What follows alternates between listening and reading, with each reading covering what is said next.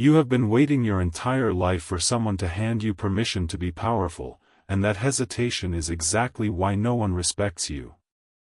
You think authority is a reward given to those who work the hardest. You believe if you just prove your competence, people will eventually recognize your worth and step aside. But that is a lie sold to the obedient. Authority is not earned through competence. It is constructed through cues so subtle that compliance feels like their own idea.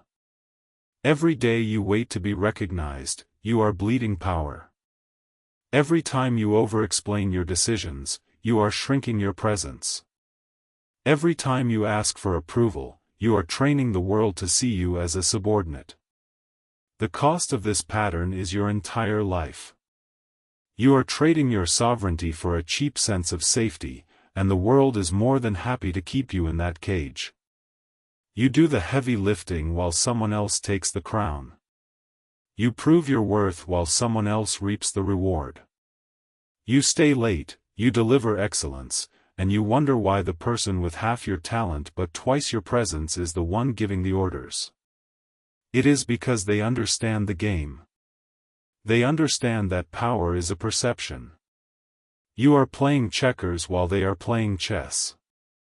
You are hoping your hard work will be noticed by a universe that does not care about your hard work.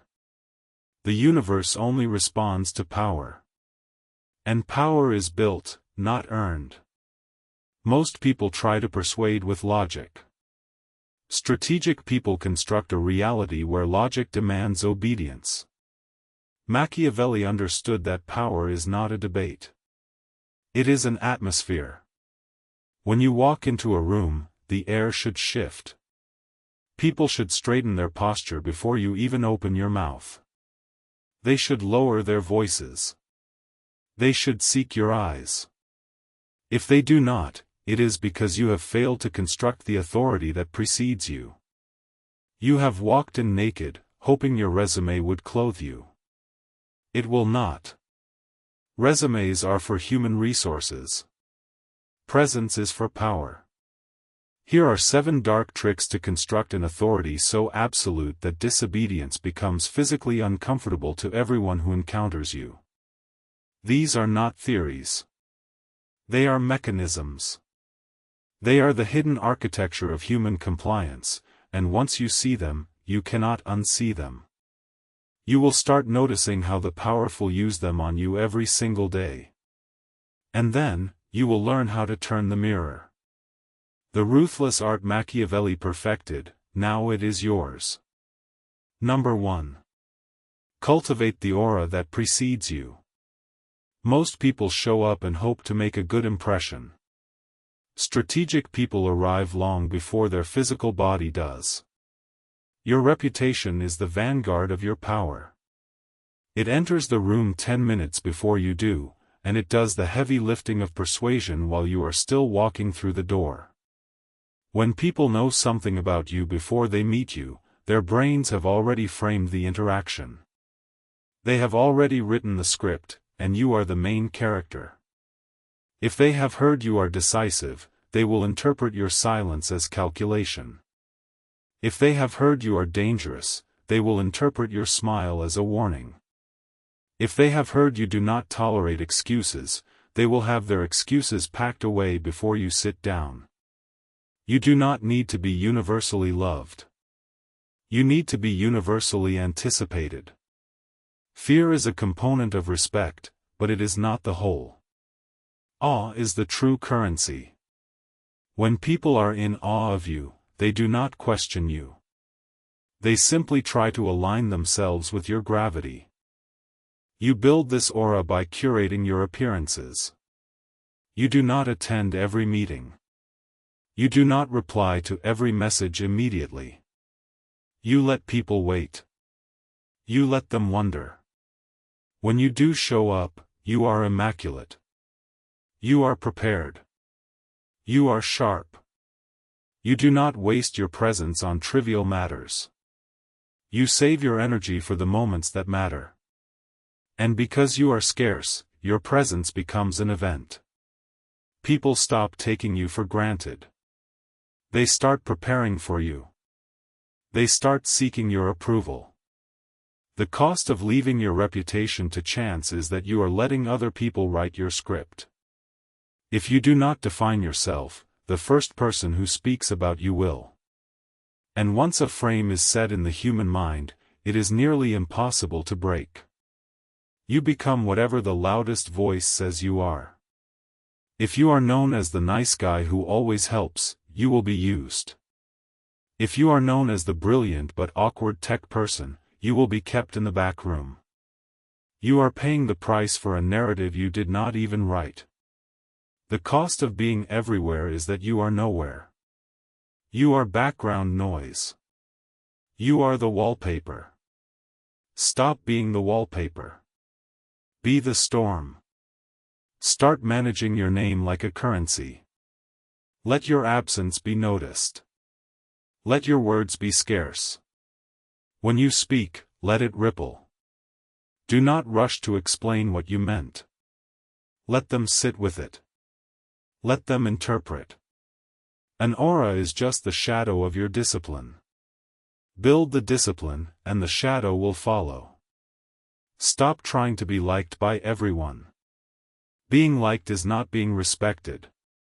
When you are liked, you are a pet. When you are respected, you are a force. Build the aura of a force. Let your name carry weight before your body enters the space. Authority is not earned through competence. It is constructed through cues so subtle that compliance feels like their own idea.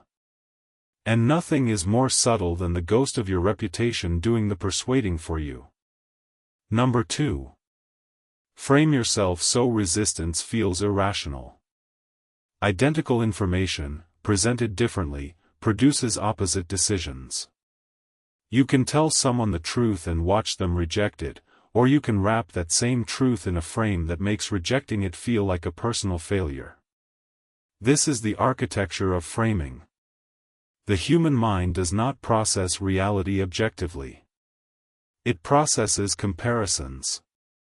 It processes context. If you change the context, you change the conclusion. Most people present facts and beg for agreement. They say, "Here is the data, here is why I am right, please agree with me." Strategic people present realities where disagreement is stupid. They do not argue the facts. They argue the frame. If you want someone to obey, do not tell them what to do. Show them the landscape, and make your command the only safe path through it. Frame your request not as a favor, but as an inevitability. Do not say, "I think we should do this." Say, "The only way this works is if we do this." Remove the options. Narrow the field of vision until your desired outcome is the only thing they see. You must understand the psychology of loss aversion. People will do more to avoid losing something than to gain something. If you frame your command as a way to avoid a loss, they will comply instantly. Do not say, "If you do this, we will win." Say, "If you do not do this, we will lose everything." The frame of loss is more powerful than the frame of gain. Frame your ideas as the only shield against the storm. Frame yourself as the only safe harbor. When you do this, resistance is not just irrational. It is suicidal. People do not resist you because they want to fail. They resist you because they do not see the cliff. Your job is to show them the cliff. And then show them your hand. They will grab it. And they will obey you. You frame yourself by what you do not say. When you are unbothered by chaos, you frame yourself as the anchor. When you do not rush to fill silence, you frame yourself as someone who owns time. When you do not justify your boundaries, you frame them as laws rather than requests. A request invites negotiation. A law invites compliance. If you frame your boundaries as requests, people will test them. They will push, they will prod, they will see how much they can get away with. If you frame them as laws, they will stop at the line. They will not even try to cross it. The cost of poor framing is that you are always playing defense. You are always explaining, always clarifying, always apologizing for your own existence. You are teaching everyone around you that your reality is negotiable. Every time you say, "I am sorry to bother you," or, "I just wanted to check," or, "Does that make sense?" you are shrinking your frame. You are handing the other person the power to validate you. Stop negotiating your reality. Frame your presence as a fixed point in a chaotic world, and watch how quickly people orient themselves around you. When your frame is strong, their resistance feels irrational to them.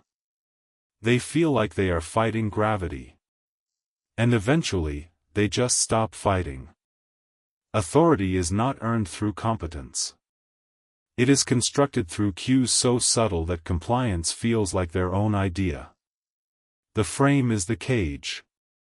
Build it well, and they will lock themselves inside. Number 3. Master the symbols that trigger automatic deference. The human brain is lazy. It does not verify authority. It recognizes the symbols of authority and complies automatically. A title, a specific posture, a certain quality of stillness. These are not superficial decorations. They are shortcuts in the human mind that bypass critical thinking and trigger obedience. We are wired to respond to these symbols because for thousands of years, defying the chief meant death. That wiring is still in us. We do not see the person. We see the crown. You do not need a badge to wear authority.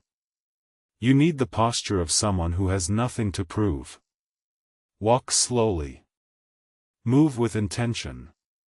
Let your gestures be minimal. The person who moves the least in a room holds the most power. Fidgeting is a confession of anxiety. Stillness is a declaration of control. When you fidget, you tell the world you are uncomfortable. You are signaling that you want to escape. When you are still, you tell the world that the world should come to you. You are the mountain, not the wind. When you speak, drop your pitch at the end of your sentences. Upward inflection is a request for validation. It makes every statement sound like a question. Downward inflection is a statement of fact. It closes the door on debate. Most people unconsciously ask permission to exist in every sentence they speak. Their voice goes up, they pause for approval, they look for the nod. Strategic people state their existence as a matter of record. Their voice goes down. They do not look for the nod. They assume it. Eye contact is another symbol. Do not dart your eyes around. Hold the gaze. Let them look away first. When you hold eye contact longer than is comfortable, you trigger a primal response.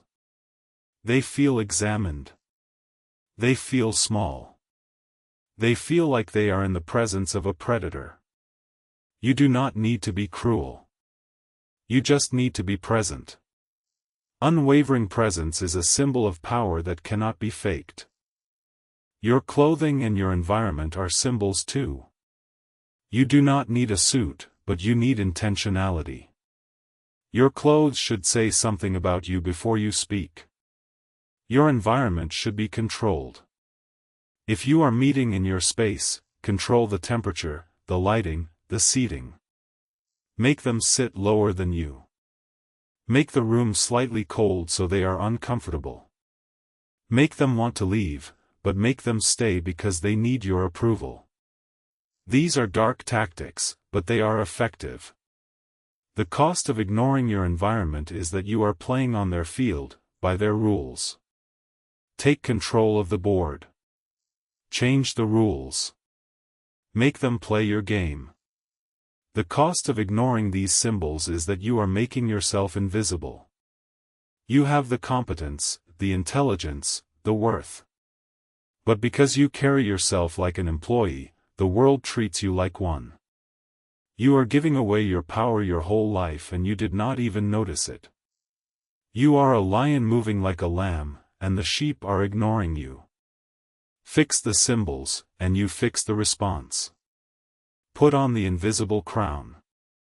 Walk like you already own the room, and the room will eventually be yours. Authority is not earned through competence. It is constructed through cues so subtle that compliance feels like their own idea. The symbols are the cues. Master them. Number 4. Build the architecture of mystery. People have an overwhelming desire to believe in something. When you show them everything, you give them nothing to believe in. Transparency is the enemy of awe. If they can figure you out, they can control you. And if they can control you, they will never obey you. The human mind hates a puzzle it cannot solve. When you are an open book, you are a finished puzzle. People glance at you, understand you, and move on. You are boring. You are predictable. You are safe. And safe people do not command obedience. Mystery creates a vacuum, and human nature rushes to fill that vacuum with meaning. When you are unpredictable, people have to pay attention to you. When you are entirely predictable, you become part of the background noise. They know what you will say before you say it. They know how you will react before you act. And because they know, they can manipulate you. They can set the trap and watch you walk into it. Do not share your motives. Do not explain your past. Let your actions speak, and let your silence amplify them. When you leave a room, let there be a question hanging in the air. When you make a decision, let them wonder why. You are not being deceitful. You are being strategic. Truth is a weapon, and you do not hand your weapons to the enemy. If someone asks you a personal question, give them a half answer. Let them fill in the rest. The story they invent about you will always be more powerful than the truth you could have told. When you are mysterious, people project their own fantasies onto you. They project their hopes, their fears, their desires. You become a screen for their imagination. And because they have invested their own meaning into you, they will defend that meaning. They will defend you. They will obey you, because obeying you is validating their own projection. This is how cults of personality are built. The leader does not explain everything. The leader gives vague promises and lets the followers fill in the details. The danger of oversharing is immense. When you share your fears, you give people a weapon. When you share your doubts, you give people a reason to doubt you. Keep your fears in the dark. Keep your doubts in the dark. Only show your strength. Only show your resolve. People do not want a leader who is human. They want a leader who is a god. They want someone who is above them. If you show them you are just like them, they will tear you down. They will resent you for having the audacity to lead. Stay above them. Stay mysterious. Stay untouchable. The cost of being an open book is that you are read and discarded. People consume you, get bored, and move on to the next distraction. You share everything on social media. You vent your frustrations. You show your hand. People know exactly how to play you. You are a puppet. By holding back, you make yourself a scarce resource. And scarcity breeds obsession. Authority is not earned through competence. It is constructed through cues so subtle that compliance feels like their own idea. Mystery is the most subtle cue of all. It is the cue that says, I know something you do not. And I always will. Number 5. Validate to disarm. The most effective way to influence someone is not by crushing their argument. It is by validating their self-image so thoroughly that their natural defensiveness collapses. When people feel seen, they lower their guard. When they lower their guard, you walk right in. Everyone walks around with a shield up. The shield is made of their ego, their pride, their insecurities. If you attack the shield, you will bounce off. If you validate the shield, the person holding it will drop it. Most people attack the front door. They argue, they debate, they try to force compliance through logic. They say, "You are wrong, here is why." And the other person's shield goes up. They stop listening. They start preparing their counterattack. You have turned a conversation into a war. Strategic people walk through the open back door. They confirm what the other person values about themselves. They make the other person feel important. They say, "I see why you think that. That makes sense from your perspective." And then, they guide the person to a conclusion that serves them. The mechanics of validation are simple but profound. It is not about agreeing with them. It is about acknowledging their right to feel the way they do. You say, "I understand why you feel that way." That is a powerful phrase. It does not concede that they are right. It only concedes that their feelings are real. And feelings are the engine of all human action. If you can manage their feelings, you can manage their actions. Validate the feeling, then redirect the action.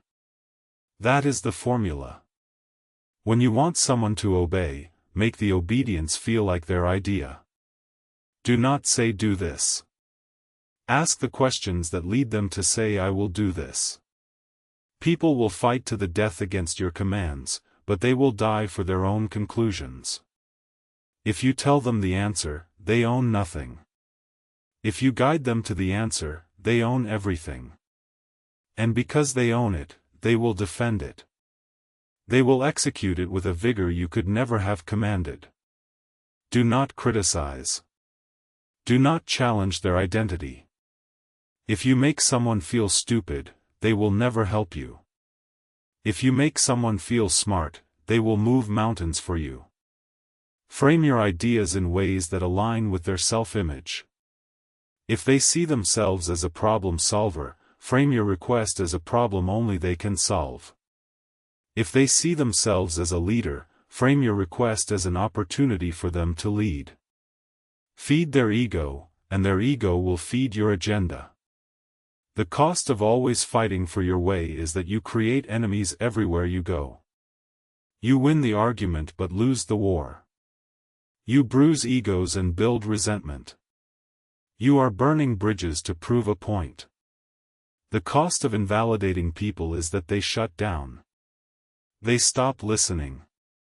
They become your enemy. You do not need more enemies. You need more allies. And you make allies by making them feel seen. Stop proving points. Start managing egos. Validate the person, reframe the reality, and let them hand you the power willingly. This is the highest form of dark psychology. You do not take the power. You make them give it to you with a smile. Authority is not earned through competence. It is constructed through cues so subtle that compliance feels like their own idea. Validation is the cue that makes them feel like giving you power was their own idea. Number 6. The silence of command. Talk is the refuge of the insecure. The more you speak, the less you weigh. Every word you utter is a small leak in your reservoir of power. Silence is the ultimate expression of authority.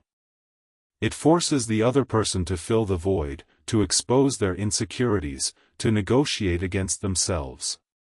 When you speak, you give away information. When you are silent, you gather it. The person who talks the most in a negotiation always loses. They expose their needs, their fears, their timeline. The silent person absorbs all of this and uses it. When you make a statement, stop.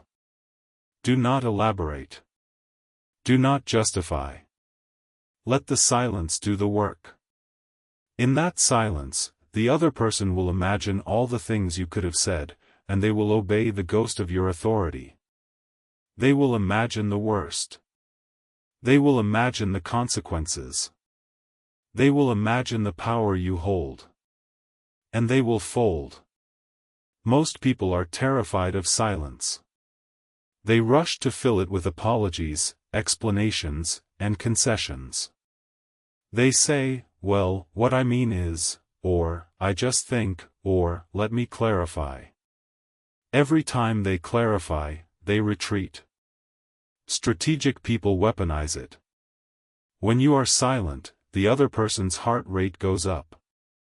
They start to sweat. They start to talk faster. They start to reveal things they did not want to reveal. Silence is a pressure cooker. It extracts the truth. When you are silent, you are not doing nothing. You are applying pressure. You are holding the space. You are making them uncomfortable. And in that discomfort, they will make mistakes. They will concede.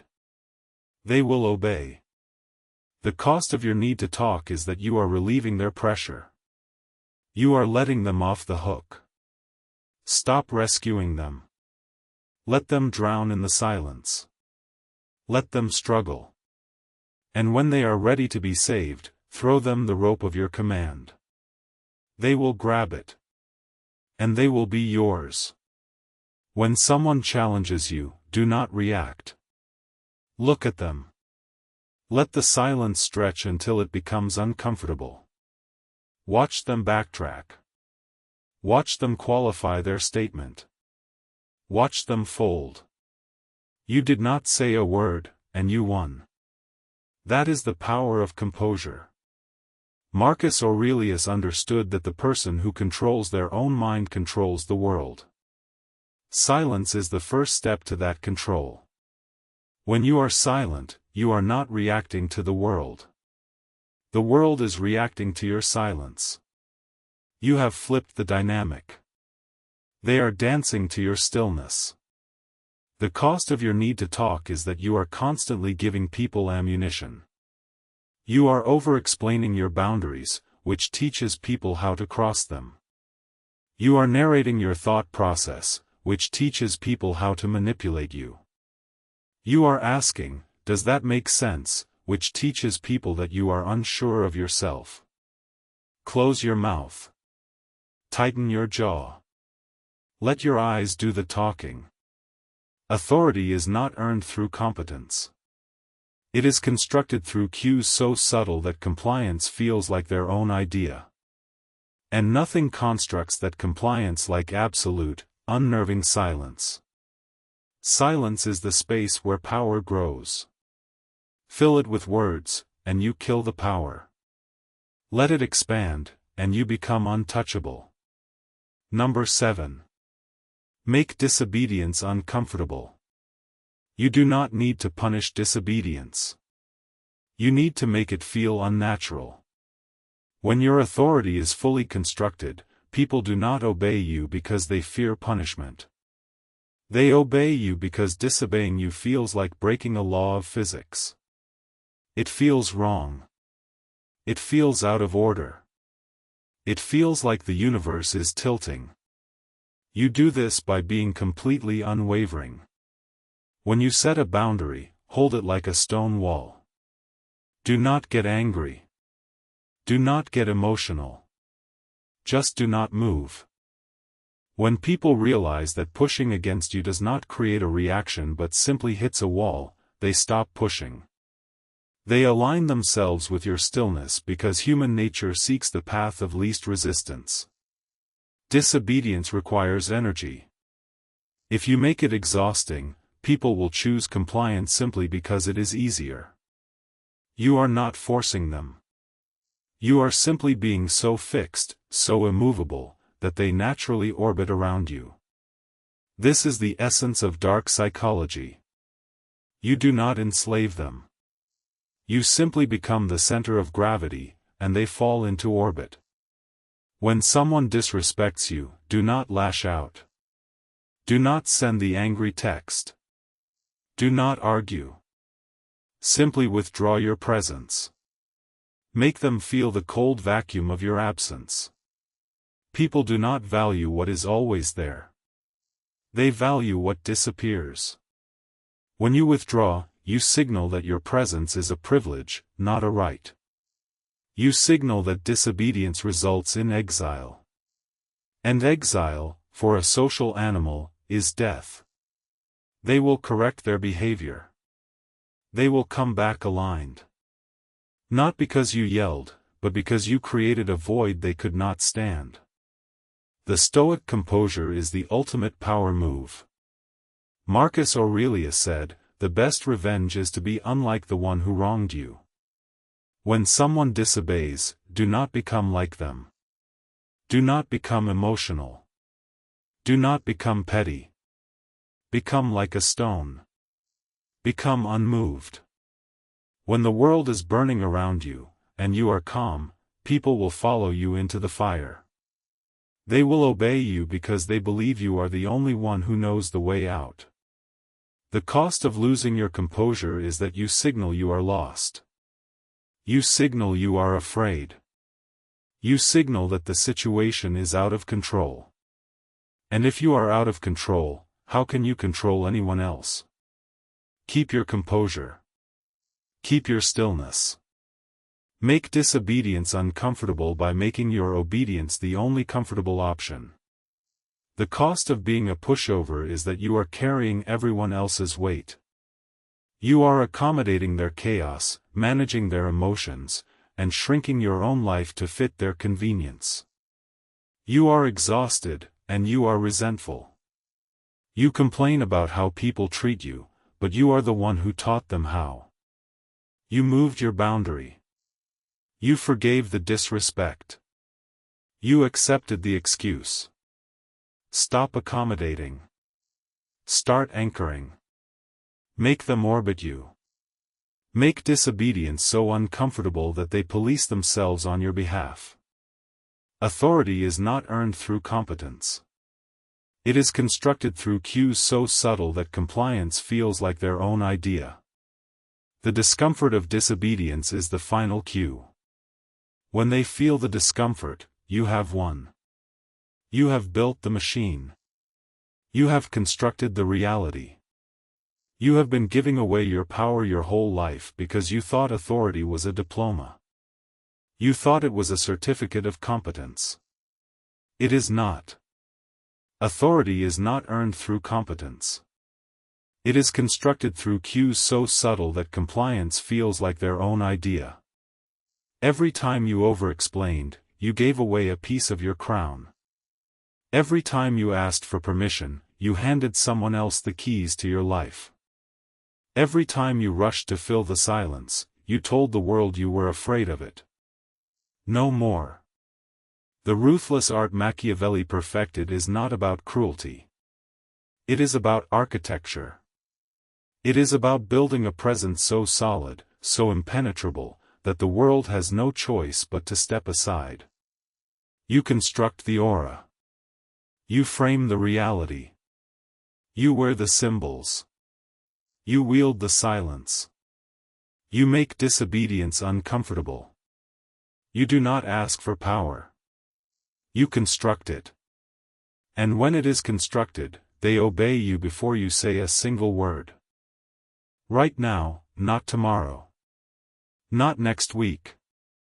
Right now, in the next conversation you have, you change the pattern.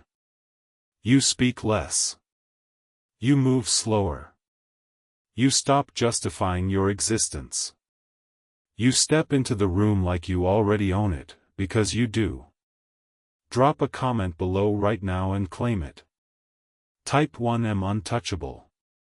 Say it. Mean it. Become it. The power was never going to be given to you. It was always waiting for you to take it. Take it. The ruthless art Machiavelli perfected, now it is yours.